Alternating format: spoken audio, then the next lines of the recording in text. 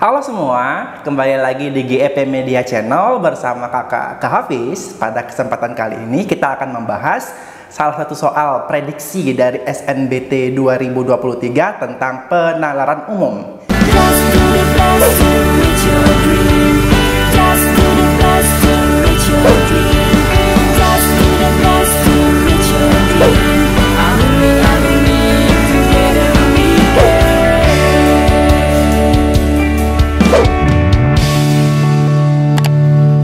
Mau belajar TPS UTBK 2023 versi terbaru?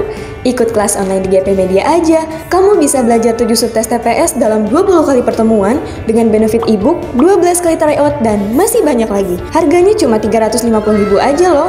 Ayo buruan daftar dan jangan ketinggalan. Kapan lagi kamu bisa ikutan tryout UTBK gratis di GP Media kalau bukan sekarang? Ikuti syaratnya dan kirim bukti screenshot di gpmedia.id ya. Jangan sampai ketinggalan. Buat kalian yang lagi cari tryout UTBK dan ujian mandiri untuk masuk PTN, GP Media menyediakan tryout UTBK dan ujian mandiri untuk beberapa PTN ternama di Indonesia. Mulai dari harga 10.000, kalian sudah dapat ribuan soal prediksi, video pembahasan, dan ada kelas online-nya juga loh. Yuk daftar sekarang! Soal pertama langsung saja, tanaman pegagan di sini katanya ya mengandung senyawa seperti saponin triterpenoid gitu ya. Ini mungkin ketika membacanya itu teman-teman langsung aja bisa melakukan tagline kepada kalimat-kalimat yang penting gitu ya. Mungkin seperti ini, dia akan membicarakan mengenai senyawa kandungan ya. Kandungan seperti saponin triterpenoid gitu yang umum ditemukan pada tanaman obat lainnya. Pegagan biasanya digunakan sebagai suplemen untuk mengatasi gangguan kesehatan kulit, mulai dari varises hingga penyakit Alzheimer. Ini mungkin bisa di tagline begini ya, dikasih underline gitu. Nah, ia juga diyakini dapat menurunkan resiko pembekuan darah, mengobati penyakit hati, penyakit kandung kemih, dan pengerasan pembuluh darah. Berarti yang semuanya ini kurang lebih dia membicarakan mengenai kandungan atau khasiat gitu ya. Nah, kemudian pertanyaannya adalah simpulan. Manakah simpulan yang paling didukung oleh bacaan tersebut? Coba kita baca pertama untuk opsi yang A. Permintaan pegagan di pasar melambung tinggi karena banyaknya khasiatnya. Apakah tadi di teks itu dia membicarakan mengenai permintaan pasar? Tidak ya, karena tidak ada di teks yang tadi tersedia itu membicarakan mengenai permintaan pasar. Maka jelas opsi yang A ini salah ya. Yang B, pegagan sangat potensial untuk menjadi komoditas ekspor Indonesia. Apakah benar? Ya, tidak ya, karena di teks tidak ada dia membicarakan mengenai potensi pegagan ini untuk komoditas ekspor ya. Jelas tidak. Kemudian yang C, pegagan disarankan untuk dikonsumsi sebagai alternatif obat untuk beberapa penyakit tertentu. Nah, ini kemungkinan benar ya. Maka kita keep dulu ya. Coba kita lanjut ke D dan E dulu. Yang D, suplemen pegagan banyak dijumpai di minimarket terdekat. Ini juga tidak ya, karena dia tidak membicarakan mengenai ketersediaan pegagan di berbagai minimarket atau supermarket terdekat. Nah, yang E, banyak pasien beberapa penyakit tertentu yang memilih pegagan sebagai alternatif obat. Ini juga tidak. Karena apa? Karena di sini tidak ada dibicarakan mengenai opsi yang dipilih oleh pasien untuk alternatif pengobatan yang dia pilih sebagai alternatif pengobatan. Jadi dia tidak membicarakan mengenai pilihan pasien di sini. Nah, jelas ini juga tidak. Maka jawabannya adalah C ya, karena dari teksnya ini yang membicarakan mengenai kandungan dan khasiatnya, maka simpulannya adalah pegagan disarankan untuk dikonsumsi sebagai alternatif obat untuk beberapa penyakit tertentu. Maka jawabannya adalah yang C. Lanjut ke pertanyaan kedua.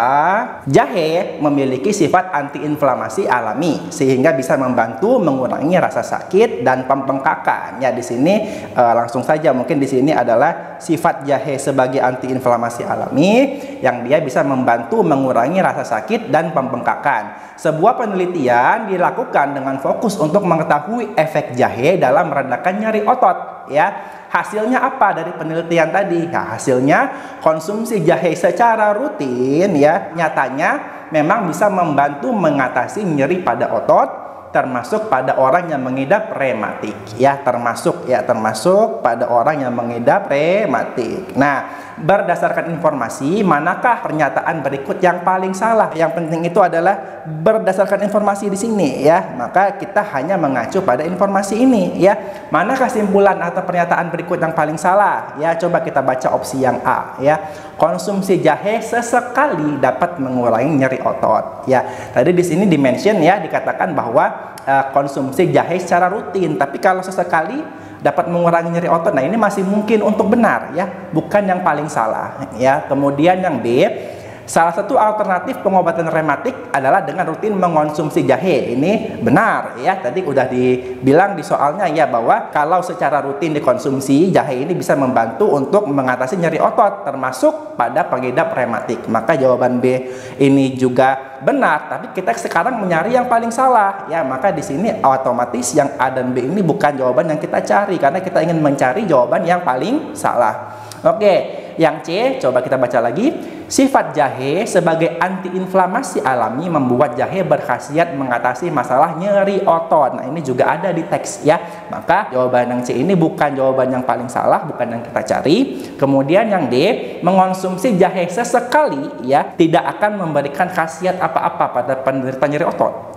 Ini agak meragukan ya, maka kita keep dulu jawabannya ya. Coba kita baca yang E, mengonsumsi jahe secara rutin dapat membantu mengatasi nyeri pada otot dengan lebih maksimal. Nah, tadi kan dibilang di sini ya secara rutin ya. Nah, berarti kemungkinan jawaban E ini masih memiliki kebenaran ya, atau masih bisa benar, tapi itu bukan yang kita cari. Coba yang kita balik lagi, mengonsumsi jahe sesekali tidak akan memberikan khasiat apa-apa pada penderita nyeri otot. Nah, ini pernyataan ini tidak didukung oleh informasi manapun yang tertera dalam teks. Maka ini adalah jawaban yang kita cari, yakni jawaban yang paling salah ya.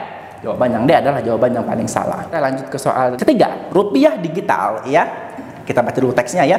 Rupiah digital itu diplot ya, diplot menjadi satu-satunya alat pembayaran virtual yang sah di Indonesia.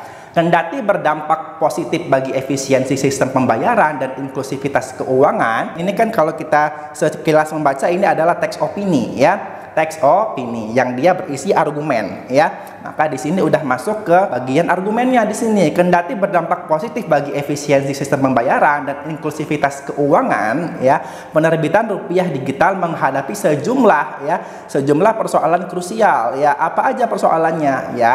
Di sini dijelaskan masyarakat baru mengenal uang kartal ya, serta uang berbasis rekening yang berupa uang elektronik, QRIS, kartu debit, dan kartu kredit. Nah, kadar melek digital akan menentukan akseptasi. Ya, ini akseptasi itu artinya penerimaan ya. Akseptasi publik atas kehadiran rupiah digital. Maka berdasarkan paragraf tersebut, kira-kira nih, manakah yang paling mungkin menjadi asumsi yang dia mendasari argumen penulis di atas? Argumennya yang mana sih? Argumennya dari sini nih ya, dari sini mulai argumennya, dari sini, dari mulai kalimat kendati ini ya.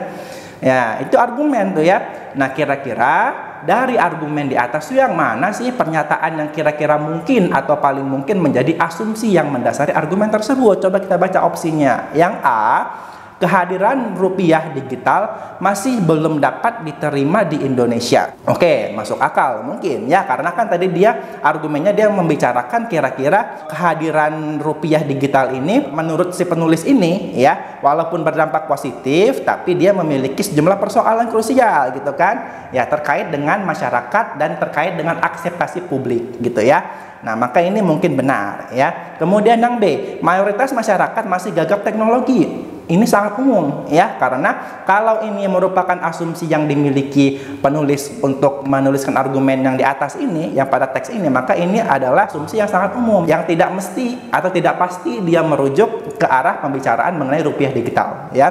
Kemudian ini berarti kita bisa salahkan ya, bisa salahkan. Kemudian yang C ya, edukasi finansial masyarakat cenderung masih rendah. Nah, ini juga sangat umum ya. Apa hubungan edukasi finansial dengan rupiah digital? Kan tidak bisa kita berelasikan ya. Maka edukasi finansial ini adalah asumsi yang mungkin kita bisa katakan jauh ya dari argumen. Kemudian komersialisasi rupiah digital tidak relevan dilakukan di Indonesia. Nah, di teks tadi dia tidak membicarakan mengenai komersialisasi ya, tapi lebih ke arah akseptasi publik akan rupiah digital. Maka ini juga bukan asumsi yang mendasari argumen di atas. Yang tidak perlu diadakan digitalisasi. Nah, dalam sistem pembayaran di Indonesia. Nah, ini juga bukan argumen yang mendasari kekhawatiran penulis ini terkait akseptasi rupiah digital, ya. Nah, maka jawaban yang paling mungkin itu adalah yang A. Coba kita baca di sini ya. Kehadiran rupiah digital masih belum dapat diterima di Indonesia. Itu asumsi, ya. Asumsi penulis. Apa argumennya? Ya, argumennya adalah masyarakat tuh baru mengenal uang kartal serta uang berbasis rekening. Jadi dikhawatirkan ya adanya rupiah digital itu tidak relevan, ya, belum relevan untuk masyarakat Indonesia gitu ya. Jadi ini adalah jawaban yang paling mungkin untuk mendasari argumen dari penulis di atas. Sekian dulu untuk soal-soal pada kesempatan kali ini. Untuk soal-soal berikutnya silahkan pantengin terus di GEP Media Channel ya. Terima kasih, sampai jumpa di video selanjutnya.